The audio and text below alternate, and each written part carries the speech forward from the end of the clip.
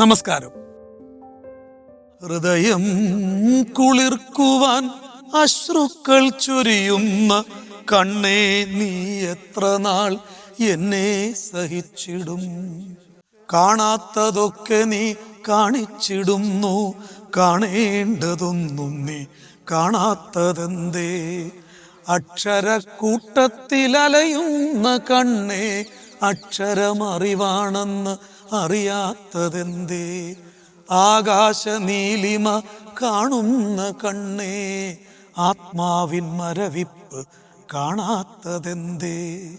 അക്ഷരക്കൂട്ടത്തിൽ അലയുന്ന കണ്ണേ, അക്ഷരം അറിവാണെന്നറിയാത്തതെന്തേ? അതെ, അക്ഷരം അറിഞ്ഞുകൊണ്ടായിരിക്കണം വായന. ഈ സമയത്ത് ഞാൻ ഈ വരി എടുത്തു പറയാൻ കാരണം, പലപ്പോഴും പല പാരൻസ് മീറ്റിങ്ങിലായാലും പേഴ്സണലായാലും നമ്മളോട് വന്ന് പറയുന്നൊരു കാര്യമുണ്ട്. മാഷേ, എൻ്റെ കുട്ടി വളരെ സമയം ഇരുന്ന് വായിക്കുന്നുണ്ട്, ചില ദിവസങ്ങളിൽ ഉറക്കൊഴിഞ്ഞും വായിക്കുന്നുണ്ട്, പക്ഷേ അതൊന്നും അവൻ്റെ ആൻസർ പേപ്പറിൽ കാണുന്നില്ല, മാർക്കായി കാണുന്നില്ല. എന്തുകൊണ്ട് എന്ന് പരിഭവമായി, പരാതിയായി പല രക്ഷിതാക്കളും ചോദിക്കാറുണ്ട്.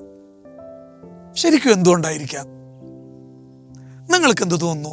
എല്ലാ വായനയും പഠനമല്ല. പഠിക്കാൻ വായന അത്യാവശ്യമാണ്, പക്ഷേ വായനകളെല്ലാം പഠനമാവണമെന്നില്ല. അങ്ങനെയാണെങ്കിൽ നമ്മൾ ഒരാഴ്ച മുമ്പ്, ഒരു മാസം മുമ്പൊക്കെ വായിച്ച പത്രത്തിലെ അല്ലെങ്കിൽ നോവലിലെ അല്ലെ അതുപോലെ വായിച്ച എന്തെങ്കിലും ഒരു കാര്യം വീണ്ടും നമുക്ക് ഓർത്തെടുത്ത് അതുപോലെ പറയാൻ കഴിയുമോ? കഴിയണമെന്നില്ല. കാരണം അത് വായന മാത്രം. എപ്പോഴാ വായന പഠനമായി മാറുക? വായന പഠനമായി മാറണമെങ്കിൽ നമ്മൾ വായിച്ചത് എന്തുമാവട്ടെ അത് മറ്റൊരാൾക്ക് പറഞ്ഞു കൊടുക്കാൻ കഴിയണം, അല്ലെങ്കിൽ അത് മറ്റൊരിടത്ത് പകർത്താൻ കഴിയണം. അപ്പോഴേ വായന പഠനമാകൂ. അതുകൊണ്ട് വായിക്കുക, വീണ്ടും വീണ്ടും ഒരുപാട് വായിക്കുക. ഈ വായിച്ചതൊക്കെയും മറ്റൊരാൾക്ക് പറഞ്ഞു കൊടുക്കണമെന്ന ബോധ്യത്തോടെ, അതുമല്ലെങ്കിൽ ഇത് മറ്റൊരിടത്ത് എനിക്ക് പകർത്താൻ കഴിയണം എന്ന ചിന്തയോടുകൂടി. അപ്പോഴാ നിങ്ങൾ വായിച്ചതൊക്കെയും പഠനമായി മാറി നിങ്ങൾക്ക് ഒരിടത്ത് ഉപയോഗപ്രദമാകുന്ന രീതിയിൽ അത് മാറുക.